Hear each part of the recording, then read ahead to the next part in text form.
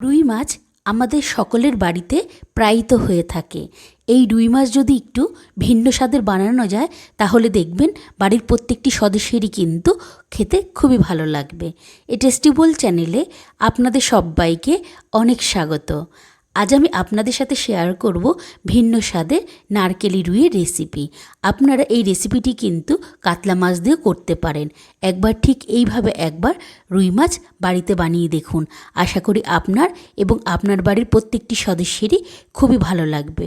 আর বন্ধুরা, এই রেসিপিটি যদি আপনারা সম্পূর্ণ দেখতে চান তাহলে দেখুন নিচেই কিন্তু লিংক দেওয়া আছে, সেখানে গেলেই সম্পূর্ণ রেসিপিটি আপনারা পেয়ে যাবেন। আপনারা রুই মাছ ঠিক এইভাবে বাড়িতে বানান এবং আপনাদের অভিজ্ঞতা আমাকে কিন্তু কমেন্টসে জানাতে একদম ভুলবেন না।